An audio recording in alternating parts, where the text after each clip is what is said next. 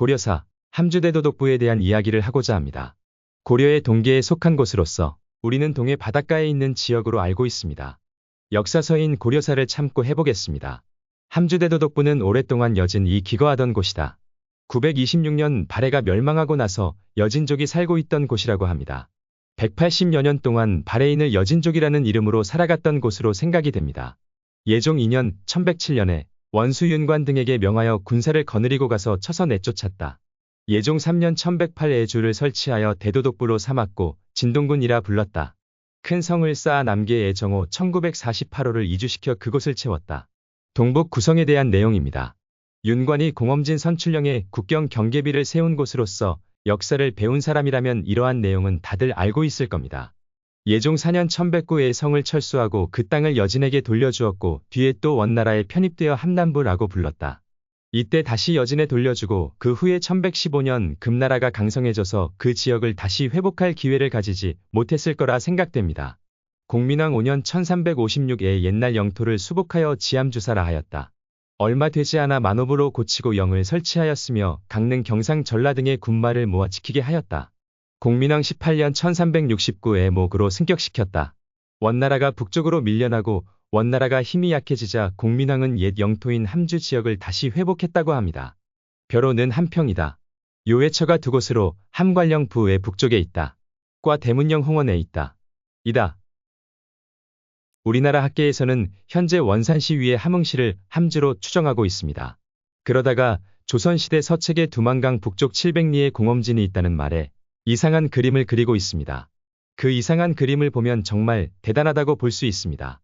신기하기도 하고 믿어지기 힘든 지도입니다. 금나라 사서 지리지에 보시면 함평부의 연역이 있습니다.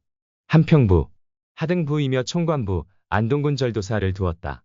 안동이라는 말이 나옵니다. 기억해 두시면 좋습니다. 본래 고구려의 동사년 땅인데 요가 함주로 삼았으며 국초의 함주로 로 삼고 도통사를 설치하였다. 원래 고려의 땅이라고 말하고 있습니다. 고구려라고 써져 있는 부분은 해석하는 사람이 고구려일지도 모른고 생각하여 자기 맘대로 써놓았다고 보입니다. 요나라 때 함주로 했고 금나라 초기에 함주로 로 삼았다고 합니다. 함평이라는 단어와 함주라는 단어가 같이 나옵니다. 금나라 때에도 함주가 함평이라는 말을 하고 있는 부분입니다. 요동 노전운사 동경함평부 제영사를 두었다. 호는 56,404이고 현 8곳을 관할한다. 요동이라는 말을 하고 있습니다. 정말 이상한 지역명이 나옵니다. 동경이라는 말이 나옵니다. 원나라 동경은 어디? 라고 생각하시면 답은 나옵니다. 원나라 동경은 고려의 서경이라고 말하는 부분이 있습니다. 신흥현 요의 은주 부국군이다. 본래 발해의 부주이며 희종 황통 3년 1143년에 주를 없애고 지금의 이름으로 바꾸어 함평부에 내속시켰다. 범하가 있으며 북쪽에 시야, 서쪽에 유화가 있다. 금나라의 신흥현은 함평부에 소속된 곳으로서 요나라의 은주 부국군이라고 말하고 있습니다. 은주는 현재 천령시 은주구로 남아 있습니다.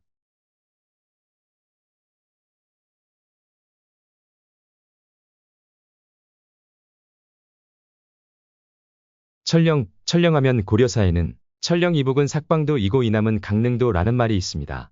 동계 연역에 보시면 나옵니다. 고려사를 잠깐 보고 가겠습니다.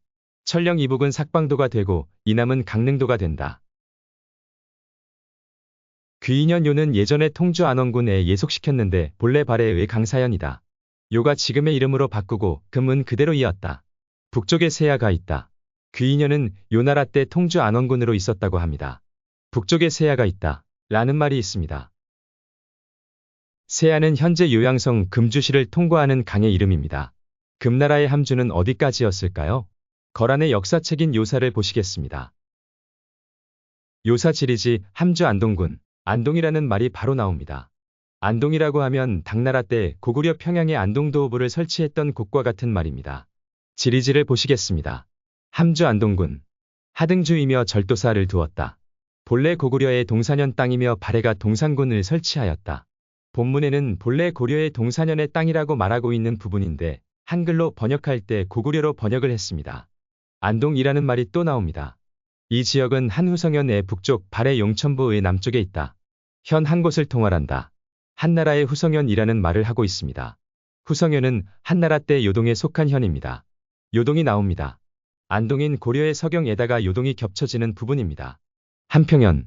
당의 안동도후보가 첨보연간 742에서 755의 영주와 평주 사이를 다스렸는데 바로 여기이다. 함주에 속한 한평현이 있다고 말하는 요사입니다. 금사나 고려사에서는 한평이나 함주가 같다고 말하는 부분에서 요사에서는 함주에 속한 한평현이라고 말하고 있습니다. 요사에서도 마찬가지로 함주나 한평이나 붙어 있다는 말을 하고 있습니다. 당나라의 안동도호부라는 말을 하고 있고 742년 이후에 영주와 평주 사이를 다스렸다고 합니다. 고려사에서는 영주와 평주 사이에는 평양 즉 서경이 있습니다. 정말 이상한 일이 아닐 수 없습니다. 중국 고대 사설을 보면 영주와 평주는 요서에 위치한 곳이어야 합니다. 태조가 발해를 멸망시키고 다시 안동군을 설치하였다. 개태연간 1012에서 1020 배현을 설치하였다.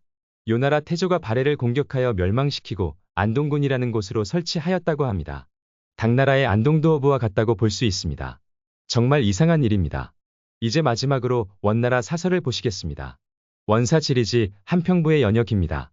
한평부는 고조선의 땅으로 기자가 분봉받은 바이며 한대의 낙랑군에 속하였고 후에 고려가 그 땅을 침범하였다. 낙랑군이면 평양을 말하는 곳입니다. 당이 고려를 멸하고 안동도호를 설치하여 그를 통제하였는데 이어서 발해 대시에 점거되었다.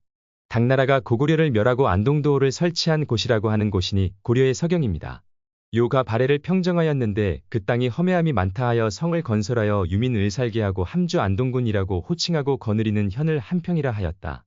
요나라가 발해를 멸하고 함주 안동군, 현을 한평현이라고 했다고 합니다. 금대의 한평부로 승격시키고 평곽 안동시는 경운 청환 귀인 육현을 거느리게 하였는데 병난으로 모두 패하여졌다. 금나라 때에는 한평부로 하고 6현을 거느리게 하였다고 합니다. 원초의 그를 따라 개월로에 예속시켰고 후에 다시 분할해내어 요동선의사에 예속시켰다. 원나라 때에는 요동선의사에 예속시켰다라는 말을 하고 있습니다. 요동이라는 말이 나왔습니다. 고려사 1258년 12월 14일 용진현 사람 조이와 정주 사람 탁청이 화주 이북 지방을 몽고에 넘겨주었다. 몽고가 화주의 쌍성총관부를 설치하고 조이를 총관으로 탁청을 천호로 임명하였다. 원나라에서 화주의 쌍성 총관부를 설치하였다고 합니다. 화주는 고려의 안복대도호부 등주에 소속되어 있는 화주입니다. 고려사 지리지 화주 중간을 보시면 고종 때의 몽고에 편입되어 쌍성 총관부가 되었다. 화주가 이로 인해 등주에 합병되었지만 여전히 방어사로 불렀다. 지리지 화주에서도 같은 말을 하고 있습니다. 쌍성은 과연 어디였을까? 현재 하얼빈시 남쪽에 쌍성구가 있습니다.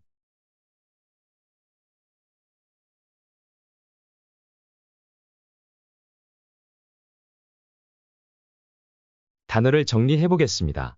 함주, 한평평, 철령, 요동, 안동도호부, 안동군, 낙랑군, 후성현, 고려사, 요사, 금사, 원사 등이 이 곳들은 같은 곳이라고 말하는 사서들의 내용입니다. 사실 전 모릅니다. 왜 사서의 내용들이 이렇게 써져 있을까? 하지만 저 사서들이 잘 못되었다고는 생각지 않습니다. 이 수수께끼를 풀 수만 있다면 한국사는 풀릴 것만 같습니다. 이 사서들의 내용을 봐서 고려의 함주는 지금의 함흥시에 있는 곳이 아니었다는 것은 확실합니다. 고려의 함주는 현재 심양 북쪽에 있는 철령시부터 시작하여 사평시를 거쳐 장춘시를 지나 동쪽으로 길림시까지 해서 그 아래를 함주로 생각하게 만듭니다. 지금까지 시청해주셔서 감사합니다. 찬란한 우리 역사를 찾아 달려봅시다. 감사합니다.